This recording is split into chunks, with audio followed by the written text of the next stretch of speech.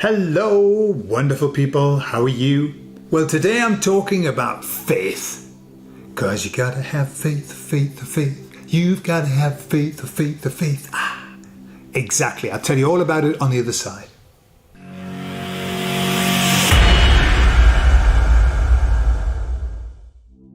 So I just so happened to be talking to Jesus, the Jesus Energy, the other day, and I was giving them thanks for the lovely message that they gave before, the message that I posted. I can't even remember what the message was, but at the time I said to them that it was a lovely message. It was beautiful, yeah? And they said, well, that's our job, is we're here to give these messages of great hope, okay? And then they said this though, which you know what it is, like lots and lots of times it's the same message, really. Good news, everything's going to be all right, don't worry about it, stop shitting yourself, get on with the work. So it's like kind of that message. But every now and again they say something and it stands out to me like, oh, I haven't heard that before, or that's something new. Okay, so the Jesus Energy went on to say, understand this, we are not allowed to give you anything in our messages that isn't already here in this timeline.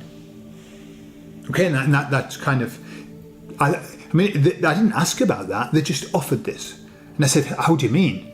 And they said, well, what we're saying is this, we can't give any information outside of what already exists here.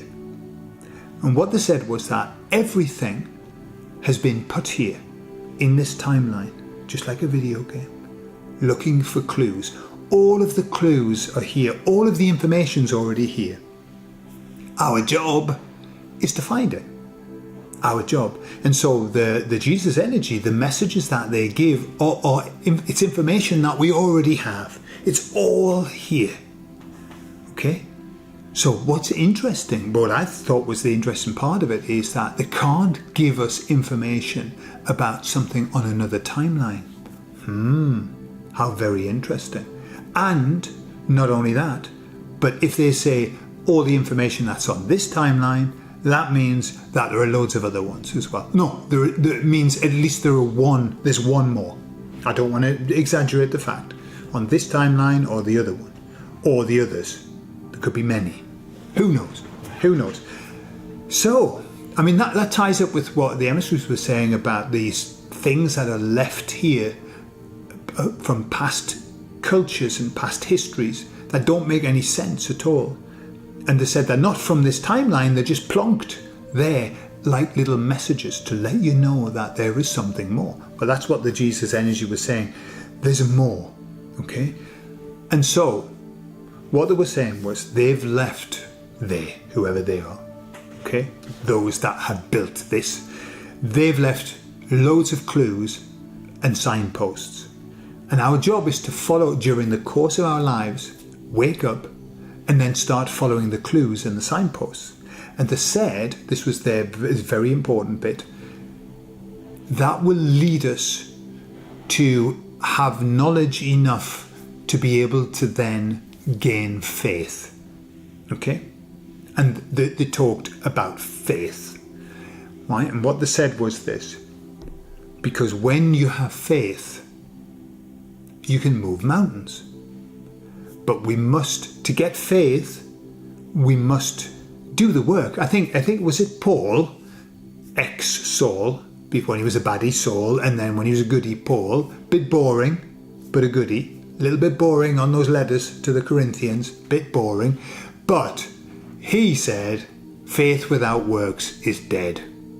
Okay, and I think what the Jesus Energy was saying was that you need to get the faith, you need to do the work, you need to look, you need to investigate, you need to examine. And then with all of that information, you build up this faith. Okay?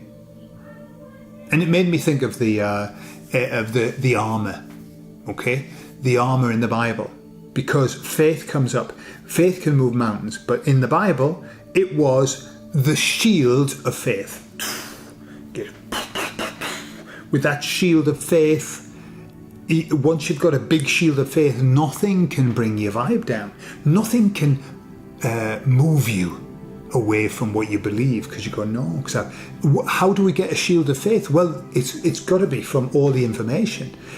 I'll give you an example of that in practical terms. Have you seen somebody? Some people are really good at it. So they're having a conversation, and one person on one side, you've probably all seen this, all they've ever done is passive study by watching the television. Okay? That's where they get all the information from. So what they have is a wealth of information that is about 1.5 millimeters deep. Okay, it's just superficial. It's superficial. And they're talking to one of us who has done 20 years of investigation. I've spent like God knows how many hours investigating down all the rabbit holes and information. And when you listen to these people who have no information at all except from the television, so pack of fucking lies, okay? And they're spouting off these things. And the other person has got the shield of faith, and the stuff just bounces off because they go, well, actually, the truth of the matter is blah, blah, blah. Well, actually, what happened, blah, blah, blah. Well, in 1989, blah, blah, blah. And remember in the last meeting, and they've got this wealth of like protection, and all the other people, what do? They tell you the three things that they've been told. Okay, sometimes those three things don't even agree. They don't even agree with one another. Well, it is safe and effective. Yeah, for example, yeah, and you're doing the world a disservice by not having it. And then you go, well, yeah, but you know that blah blah blah. You know that Pfizer's in the process of being sued by Texas. You know, and blah blah blah. You know, so you've got all this information, and it makes up your faith. And do you know what? I was looking at the armour, the biblical armour. Okay, some of them I already know, like shield of faith. Yeah, shield of faith, breastplate of righteousness. I like that one. I like that one. You know, nobody can get through to me and my heart because I'm a righteous person. Yeah, but there is some helmet of salvation. I like that one. Helmet of salvation. Okay, I'm not even going to go there. I wanted to make a joke about that, but I'm not. Okay, and sword of the Spirit. So all of those were very familiar to me.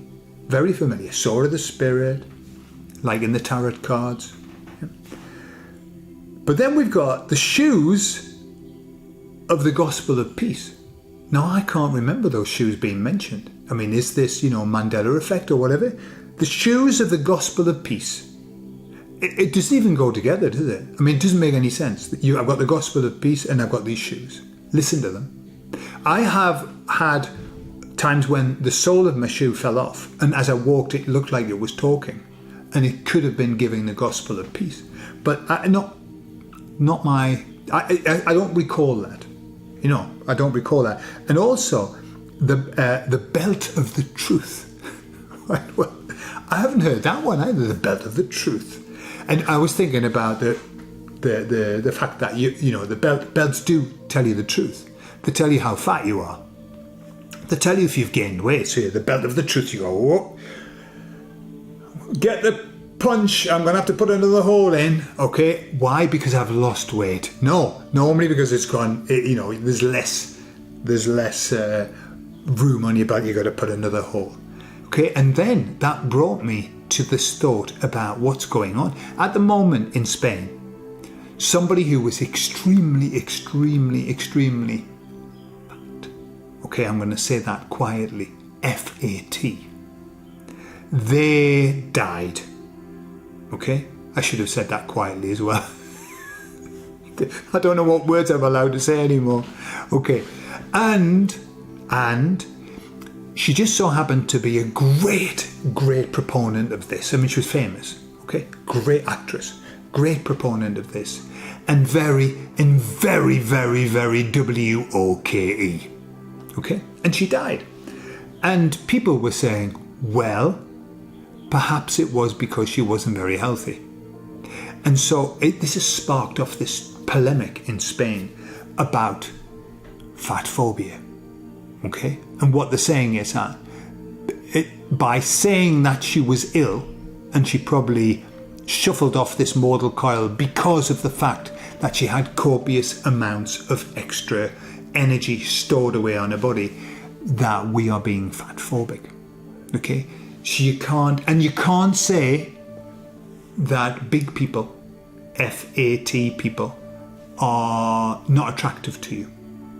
Hence, also you can't say that transgender people are also not attractive. You're not allowed to say that. I'm not attracted to them. Then you are transphobic. And if you're not attracted to big people, generous people, then you are fatphobic. So it's like, have you noticed that whenever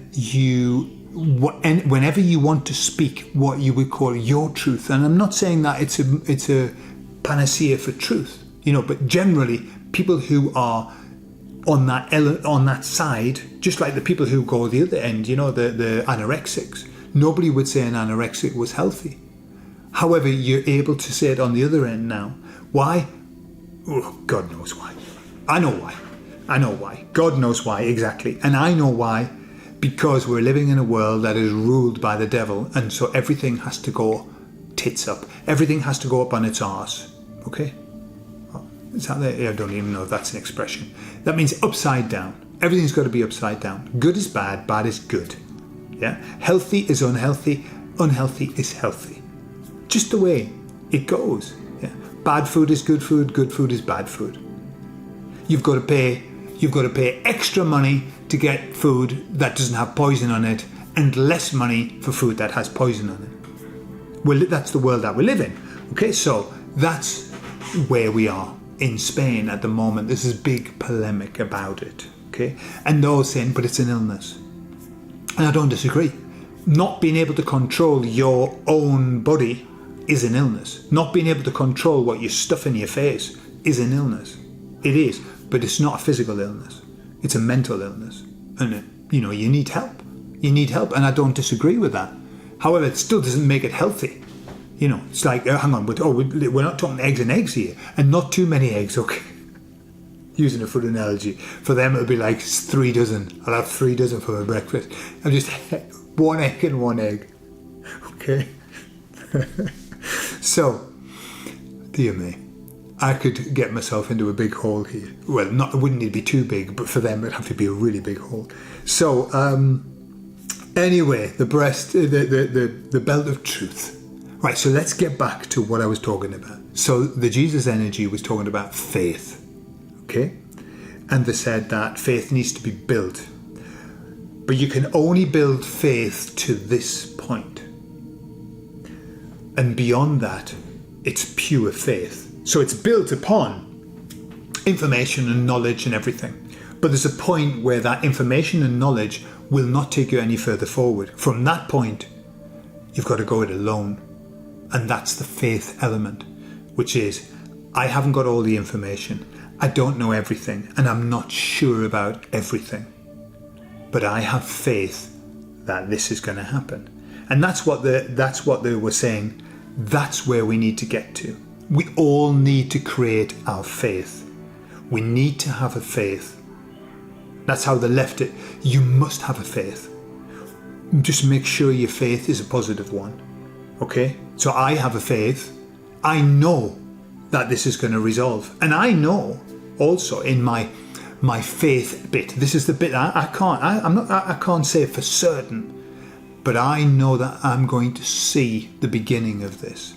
The nice bit. I'm going to be able to enjoy some of the nice bit, probably in the rebuilding of the world. That's my faith. I know that there's more to this than just what we're seeing, and I know that we're coming to the end of this bad bit, the dark, and we're going to move into the light. That's my faith. But if you were to pull my nails out and say, well, show me the proof, I haven't got it. And so that's what they were saying, is the faith that we have to have has to be a faith beyond proof. And that's what makes it faith, but that's what protects us. Once we have it, they can't take it off us. They can't. So I love you all. I'll speak to you all later. Bye-bye.